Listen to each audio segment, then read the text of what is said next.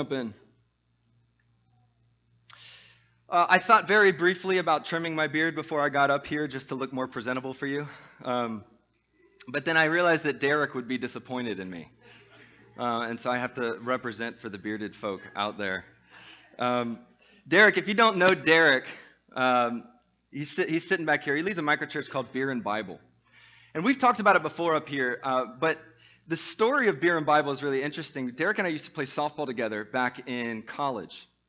And there was a mutual friend of ours that was on the team. He wasn't very good, but he posed a lot of good ideas. He told us, let's not waste our time playing softball. Let's try to do something more of this. Maybe we can have some Bible study or try to engage the non-Christians on our team. So we started something that we called Ball and Bible. I still have the t-shirt. I wear it quite frequently. So we started something called Ball and Bible. We just said, hey, after the games, we're going to go to the bar. There'll be beer there. There'll be Bible. You don't have to like beer. You don't have to like the Bible, but they're both going to be there. Come on out. And we gave it a shot. And we saw one person come to faith doing that. And Derek decided, man, this could be a thing.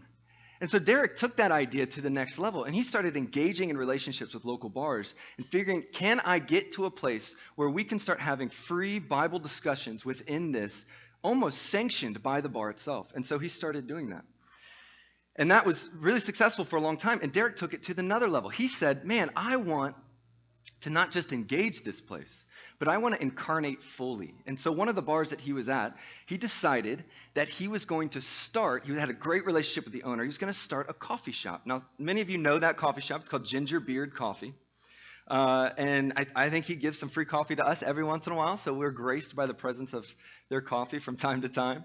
But he started this coffee shop in this bar, not just for a business, but so that he could build relationship, continue to be a part of that community fully. In time, he realized that there were so many people that he had relationship with, but not everyone went to Beer and Bible.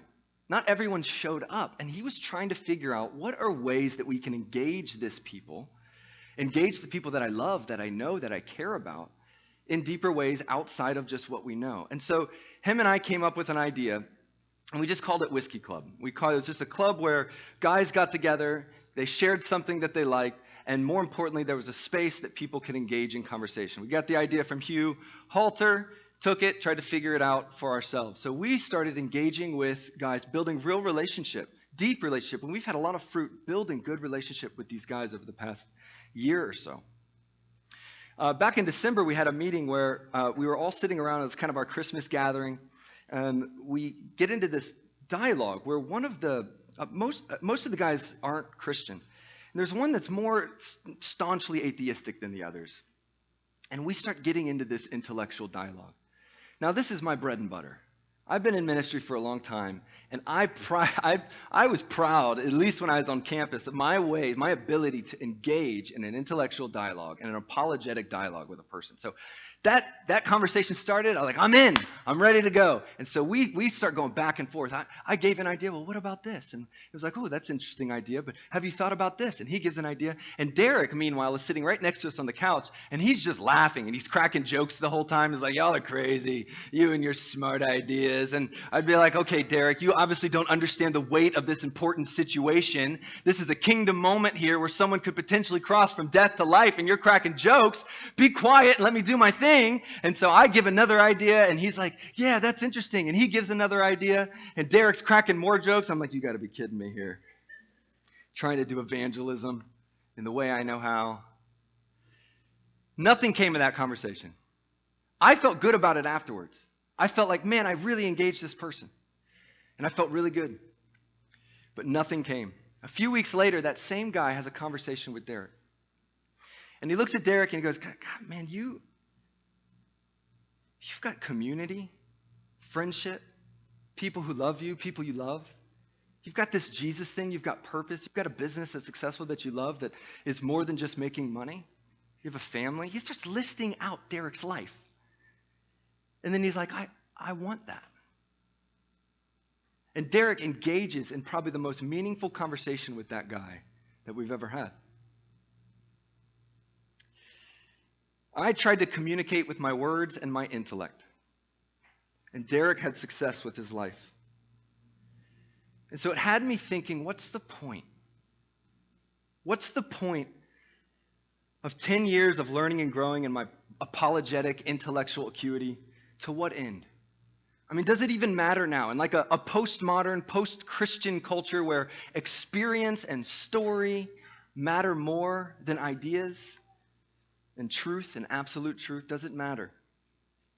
In Acts 17, this passage is often used as a framework for apologetic conversation or debate, or a guide for apologetic or a way to contextualize in ministry, right? Meet people where they're at. A call to debate maybe more effectively to the world around us, or a defense of your faith, the book To Everyone an Answer, those sorts of ideas that they point to this passage. And that very well may be true. But man, when you read 1 Corinthians 2 at the very beginning, it is really hard to settle so heavily on Acts 17 as an apologetic framework or a step-by-step guide to our conversations with non-Christians. I'm gonna read this. He leaves Athens and goes right to Corinth. And in his reflection of that moment when he leaves and comes into Corinth, he says this, "And so it was with me, brothers and sisters. When I came to you, I did not come with eloquence or human wisdom as I proclaimed to you the testimony about God, for I resolved to know nothing while I was with you except Jesus Christ and him crucified. I came to you in weakness with great fear and trembling. My message and my preaching were not with wise and persuasive words, but with the demonstration of the Spirit's power, so that your faith may not rest on human wisdom, but on God's power." It's almost as if Paul has the same reaction to Athens as I had to that conversation with that dude. And something about Athens has Paul thinking twice about the way he engaged there. And man, I struggled with this because I wanted so badly to engage in just like Irby, I wanted so badly in this passage to engage in the beauty and mastery. And it is beautiful, artistic how Paul engages the Athenian people. But instead, the Lord took me to a place in the passage that I actually needed to wrestle with the most: Paul's distress. I am struck by Paul's incessant desire to say something when he's bothered. I mean, listen, this dude is not even supposed to be here. He's only here by circumstance. He was pushed out of the previous city and he's told to wait. The dude could just wait. He doesn't have to engage in ministry. He can chill. But he doesn't. He doesn't. He's bothered by something and he acts. And at first I resonated with that, right? I know this is really hard to believe, most of you who know me, but I sometimes can be a little bit of a hothead. I know it's hard, whatever. Polonio's never witnessed it on the basketball court. No one's ever been in an argument with me. But sometimes I can get bothered by something and feel that incessant desire to say something. Jeremy Stevens and I used to work out at the YMCA together. We don't anymore because he's old. And he keeps getting hurt. I'm just kidding. I love you, Jeremy, wherever you're at. But he used to say, "You're not good for me. You're a mouth and I'm a hammer." Now, if you don't know Jeremy, he's a bigger dude. He's got some muscle on him. And so when we used to work out, there used to be things that happened in our YMCA that bothered me so bad. Our Y doesn't quite live up to like the gym etiquette protocol. We've got a lot of like older people, elderly people who use the gym equipment. And there's certain rules in gyms that, when you're working out, you have a machine until you're done and you don't interrupt someone else's workout. You don't cut in and take their machine. Right? That's just common gym protocol. That is not true in my YMCA. If you're working out, if you walk to get water, that's your fault. Someone is going to take your machine, and they'll sit there with zero weight and do 100 reps of that thing, and there's no way you're going to get back on that machine. That would happen all the time. But there was one time in particular where this guy was, he was a personal trainer at the Y, super sweet dude, like wouldn't hurt a fly. Big, bulky dude, was doing his personal workout. He wasn't training anybody. And this one guy, he's like 65 years old, he kept following him. And every time he would step away to take his rest, he would step in and take his machine. And he wouldn't give it up.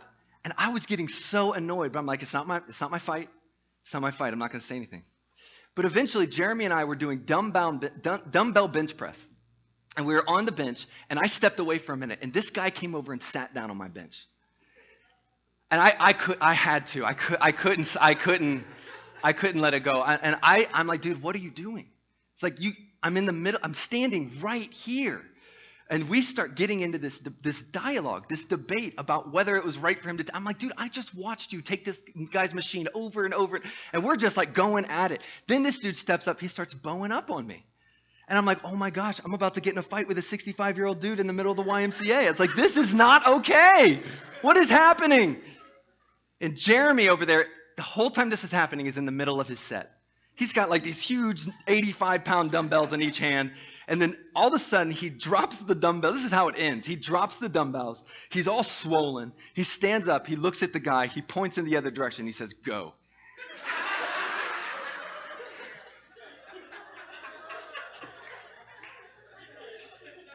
And he went.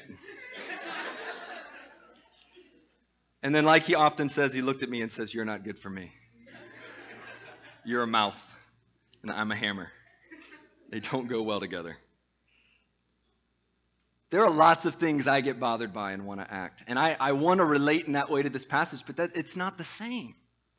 Paul's distress is different. Something's different about what Paul does here. The way Paul gets distressed in this. It's not the same as those petty moments we have in our lives that we respond to. It's different. In 1999, there was a development organization called WaterAid. And they decided to engage in a project to construct latrines in northern Bangladesh. And the latrines were necessary. They felt they were necessary because it was a cultural norm in these kind of remote villages to defecate wherever. There were some common spaces, but if you had to go, you do your bit. You just squat down, you go, you're good, you move on. Problem is, it was causing a lot of diseases. There was a lot of issues, cholera, hookworm, and people were dying. And so they were trying to find a way to solve this problem. And so they started building latrines.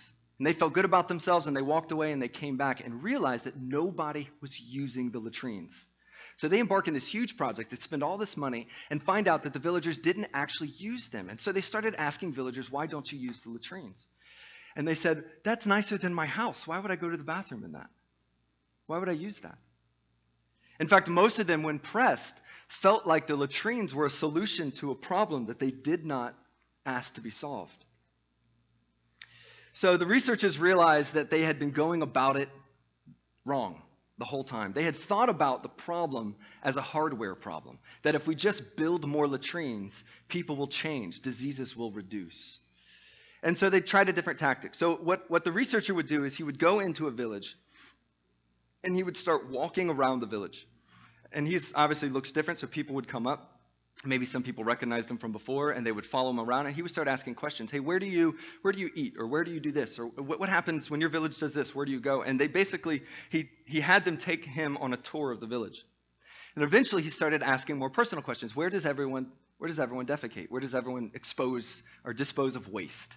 And so they started pointing to places. Well, here, and sometimes here, and then we do it over here, and we do it over here, and they started pointing. And then when there was enough people gathered around, where he'd gathered enough of the villagers, what he would do is, in a big dirt circle, he would draw the village in the ground. And he would ask the same questions. Where do you eat, and where do you do these? And kind of get them comfortable to the map. And then he would ask, where do you point to where you defecate? Now, he brought bags of chalk. And the chalk, he would say, sprinkle that chalk on those places. And so they would start sprinkling chalk on places, and kids loved it. The kids on the common areas, or common places where they went to the bathroom, they would sprinkle a ton of chalk, and they were having a lot of fun with it. And then he would say, well, what do you do in an emergency when it's, there's a monsoon out or it's raining or something like that? And they were like, well, we have to go around our house, and they'd start sprinkling chalk around the houses. And then they took a step back when it was all said and done, and you can see the visible discomfort in the villagers' faces as they realized there was chalk everywhere, that the whole village was covered in chalk. So you started to get this sense of discomfort. And then this researcher, pulled a hair out of his head, and he put that hair in some feces. He would take it, and then he'd put it in a glass of water. So we'd ask them for a glass of water. And he would first, before he did that, he'd ask, would you drink this water? And they would say, yeah, we'd absolutely drink that water. And then he put this kind of poop hair into the water, and he'd mix it around. And then he would ask, would you drink this water? And they would say, absolutely not. They would become indignant. Why would we drink that? There's poop in that water. And then he looked at them and said, what's the difference between a fly's legs and this hair? And you can see the change in all of them when it's as if their eyes were opened for the first time, that for their whole lives they had been eating and drinking each other's waste. It was a powerful moment for everyone in the village. They always knew the truth that you should not eat another person's waste, but when they realized that that's exactly what they had been doing, that what they thought was true was not what was actually true, they had become distressed, changed, and it led them to action. You see, Paul is not unfamiliar with having his eyes opened. On the road to Damascus, it was Jesus himself that blinded this man and then revealed himself to Paul. And it was all in a grand act of not just his own exposing Paul's own depravity, but reconciling Paul to God. Paul was made aware of his own folly, his error, and submission to a cause that only leads to death. And Jesus rescued him. He saved him. And Paul remembers that. He carries that with him always. It's that same Paul that we find walking around, touring the city, and seeing idol after idol, object of worship after object of worship, and he becomes distressed. Not distressed of the flesh like we go or I go, but distressed because people aren't, and not distressed because people aren't following a law, not distressed because people aren't adhering to the rules and concepts of morality, the rules that govern what's right or wrong for Paul. This distress stems from something very, very deep. A connection to a time when he first realized that he was under the reign of death in his own life, when he was submitted to the idols of his zealous religiosity and fast track towards separation from the very God he thought he served. This is the place Paul's mind goes. And he carries that with him always, not just for himself, but for everyone else. And when he sees worship of idols, he doesn't see the sin of a people as much as a people tracked towards separation from the one who made them, who knows them, and who wants to be in relationship with them. And this distresses Paul. And this distress is not his own, but it comes from God. This is a divine distress. And a divine distress should always be present in the people of God. A divine distress should always be present in the people of God. You see, people who have near-death experiences remember those experiences forever, and it changes them. I work for InterVarsity. I used to do local work here in Tampa, but I have recently, back in October, changed jobs. So I work for the national office. So I travel to Madison, Wisconsin, which, be glad you live in Florida. So cold. So I travel quite frequently to Madison, Wisconsin, and when I'm there, there's a couple pubs or like breweries that I really like, and there was one time back in November when the Packers were still playing that I really wanted to go to this certain brewery when I was there, and sometimes I'll go by myself, and there was a Packers game on, and so I was like, man, where better to watch a Packers game, which I don't particularly care about the Packers, but there's something electric about a Packers game in Wisconsin with like Packers fans, so I was like, I'll go watch the game. So I go up there, I'm eating some, I don't know, chicken pot pie or something by myself at the bar, and there's this guy next to me, and I can't help myself, I just get into conversations with everybody, so I start talking to this guy, and we get into this dialogue. He's at, what do you do? And he tells me he's in sales, and he asks what I do, and I talk about InterVarsity. I talk about what we do with InterVarsity and how we're trying to reach college students. I talk about what InterVarsity calls their 2030 calling, right? They're trying to get on 2,500 campuses by the end of 2030. Very big goal, very big ambition, and I was telling what I do for the national office to try to see that come to fruition. And he was, I don't think it was anything magical. It's not like I expressed it in some grand way, but he was just really taken aback. He's like, man, that's awesome. I was like, can I give to that? Can I support that?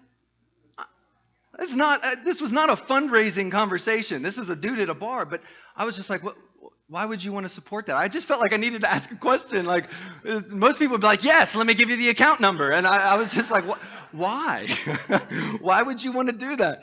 And he goes and tells me that the last year he almost died twice. And that he's not a believer. He has never really followed Jesus, but he had some issue with his kidney that left him in the hospital almost dead for like 4 weeks. And then he got cancer right after that. He gets out of the hospital and gets cancer. But then beats cancer. And so he's sitting at this bar. hearing me talk about the thing that I find purpose in, and he's like, I want purpose. This dude has a near-death experience, and it changes him forever. He realizes, he sees the world through the lens of that experience that he had, and his pursuit for finding something that matters, finding some kind of meaning in his life. The dude's experiences always led him to be unsettled with a life without purpose, because people who have near-death experiences remember those experiences forever, and it changes them. You have had a near-death experience. We all have. Just like Paul. Paul was saved from the grip and reign of death itself. Just like us when we first met Jesus. Do you remember that? But for Paul, it causes him to incessantly act when there's a people separated from the one who made them. It leads to a divine distress. And it has to be divine, because that kind of concern is rooted in love for another, longing and desire to see someone reconciled and restored to God. It's not rooted in self-service or annoyance or indignance. And so often our distress, or definitely my distress, is rooted in the ways that I felt wronged, or the ways that people aren't adhering to my sense of what right and wrong is, or maybe they don't line up with my theology or my ethic. But the distress that we see here demonstrated in this passage isn't about self. It's about the other. That's why this distress has to be divine, because divine distress is rooted in love. Divine distress is rooted in love. So what do we distress over? What has your near-death experience opened your eyes to that you can never unsee? And guys, listen, I don't ask that question as somebody who's at the pinnacle of healthy divine distress levels. I don't. But as someone who wrestled deeply this week about the fact that I'm not so sure that I've been divinely distressed over anything for the past year and a half.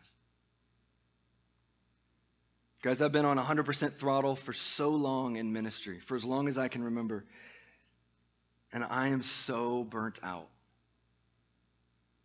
I've been tired of leading, tired of engaging, tired of dealing with my problems, tired of dealing with other people's problems, tired of distressing. But the thing that Jesus showed me this week, and the beauty of Jesus, is that he's constant and faithful throughout our distance. And in this season of my rest, my needed rest, the question still burns for me.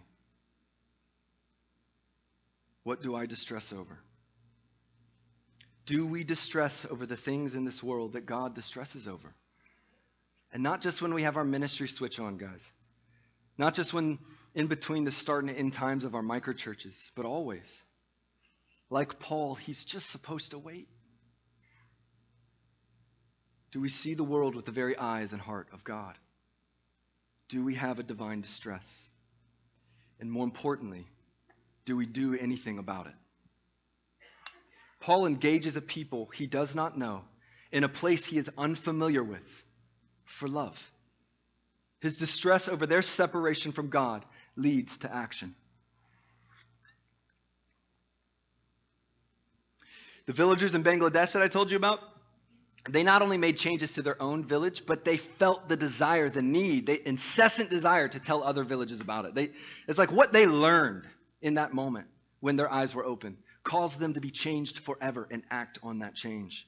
So how do we gain not just a divine distress, like Paul in this city where he walks towards, the common Jewish thought would be to walk away from idolatry. Paul walks towards it. How do we gain a divine distress, but not just gain a divine distress, but learn how to act? How do we respond to distress?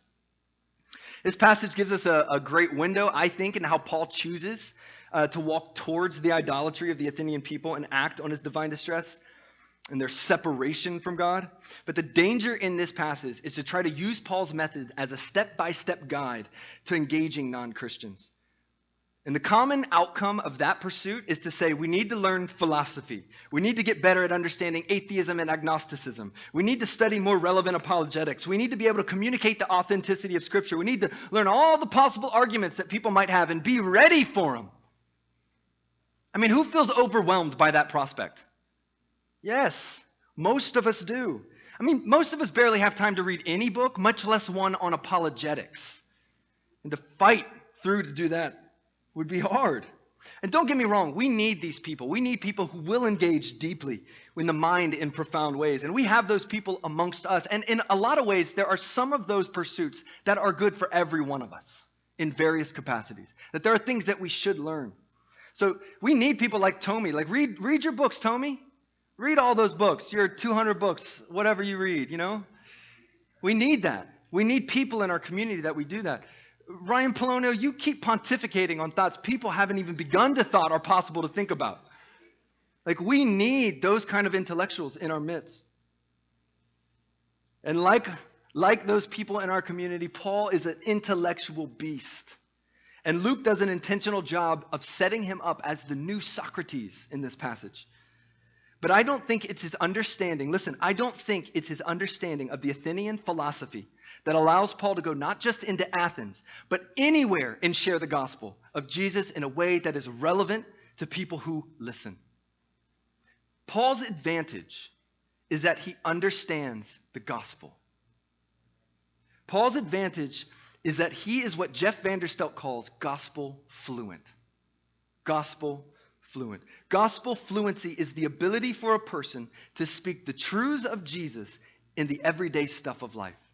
I'm going to say that again. Gospel fluency is the ability for a person to speak the truths of Jesus in the everyday stuff of life. The gospel isn't just about the death and resurrection of Jesus. Do you know that? It isn't. The gospel is the good news of the kingdom of God and the truth about its king. The gospel is not just good for your salvation, but for your sanctification, your transformation, and it's the good news that will keep you until the end. The world around us needs to hear the whole gospel. Our families, communities, neighborhoods, workplaces all need to hear the good news of Jesus Christ. And we are the people that will speak that good news to them. We just have to become fluent in the language. I mean, has anyone learned a new language? Anyone ever learned a new language that's not their own language? I know there's a lot of us in here. Yeah, a lot of us.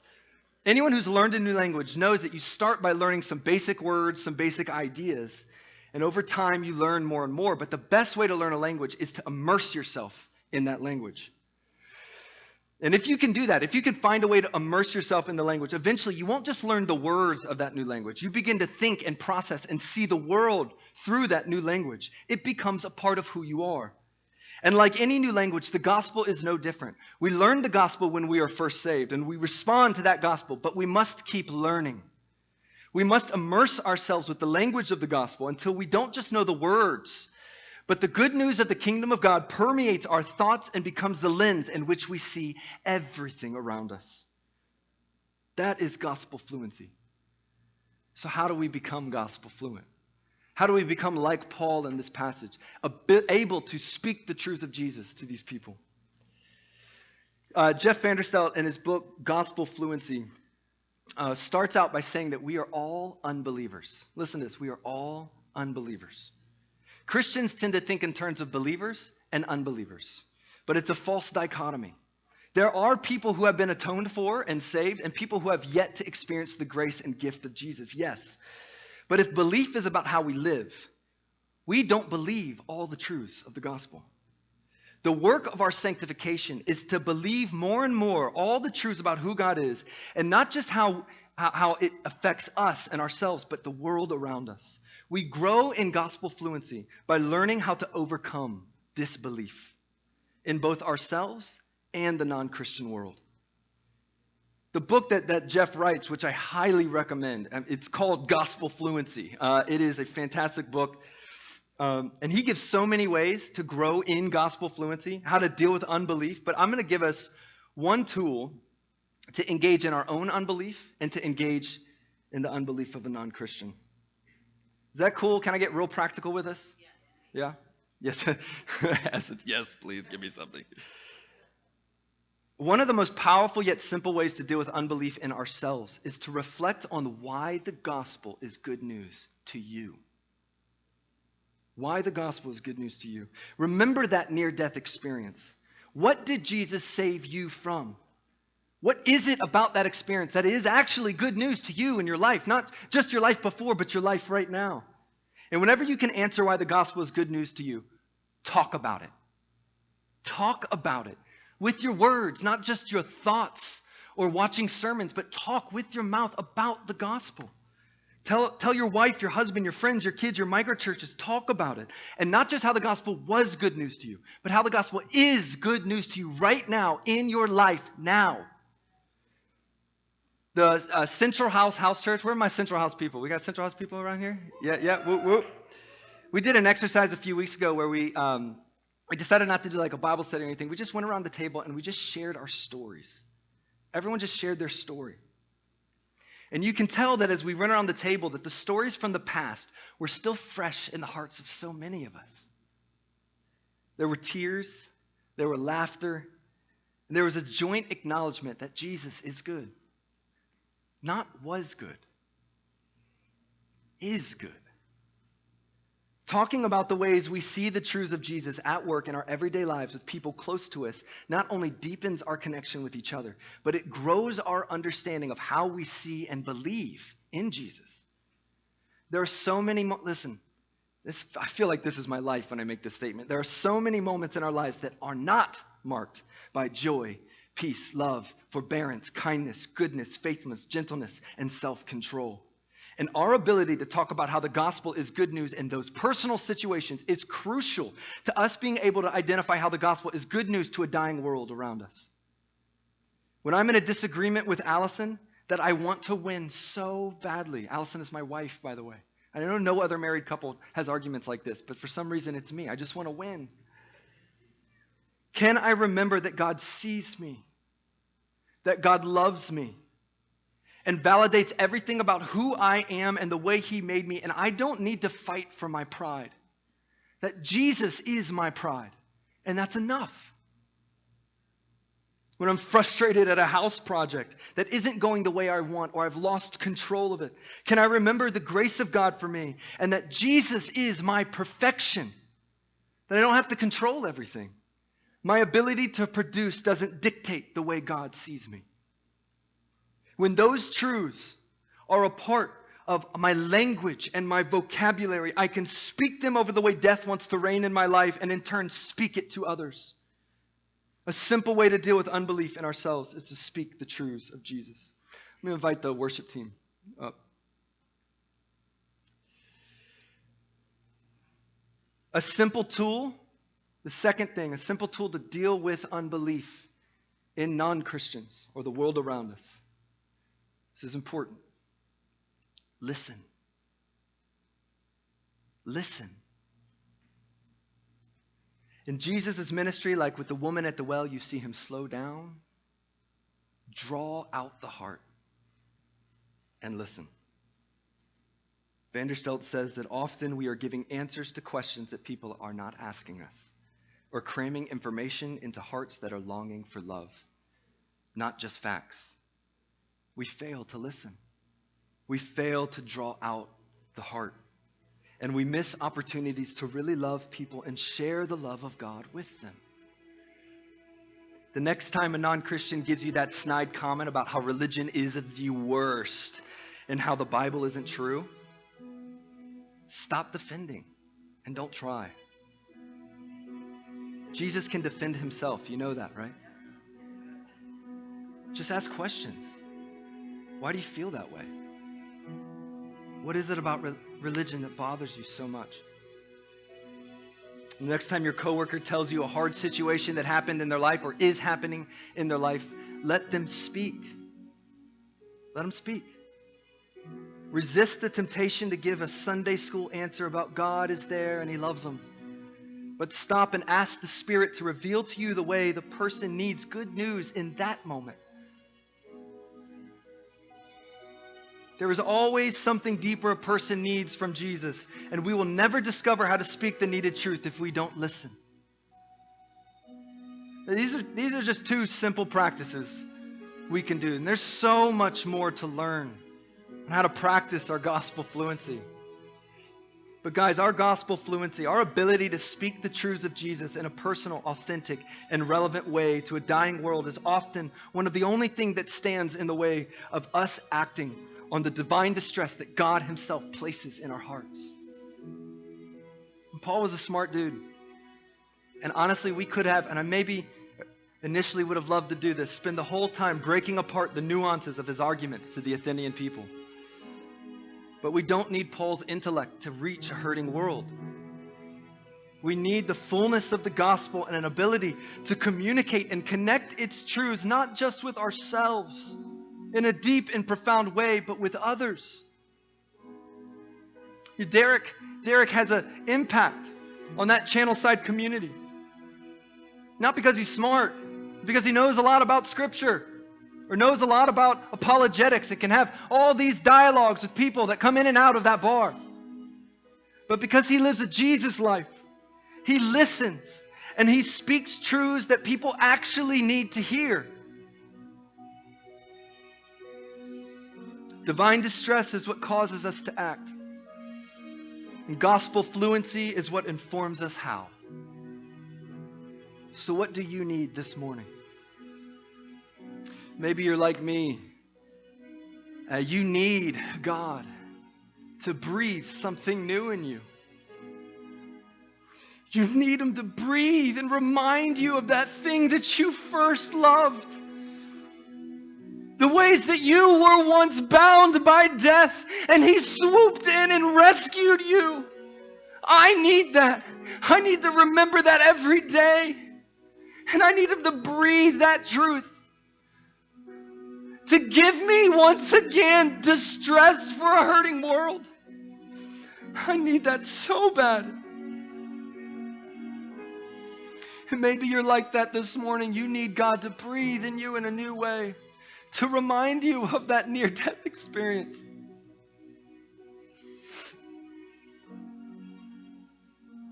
And maybe you felt this burning. You felt this distress for a long time to engage in a people far from God. But you just don't know how. You don't know what to do. And maybe you feel ill-equipped or unsure. Maybe you need some growth in your gospel fluency. And I think to a degree we all need both in various ways. Before Lucas comes up to lead us in communion, I'm going to let the worship team play. I want to take some time for us to just reflect. To ask God, what is it that I need, right? What are you putting your finger on? Are there ways that I have not been distressed? Have I been missing this divine distress? Maybe I do get distressed over lots of things, but nothing that comes from the heart of God. Am I missing that? Am I overwhelmed by the burden of the world, but I don't know how to engage? God, how do I start? I want to give you just a couple minutes to reflect on what it is that God is putting his finger on for you. And then in a couple minutes, I'm going to bring us out of that. And then I want us to just share that with some people around us. Share what it is that God is putting his finger on. And then just quick, it doesn't have to be crazy and elaborate, just quick prayers. Pray over each other for God to have his way in us. Can we do that? We just spend a little time in prayer with each other. So I'm going to give you some time, and I'm going to bring you out of that in just 2 or 3 minutes. Just ask God, what are you putting your finger on?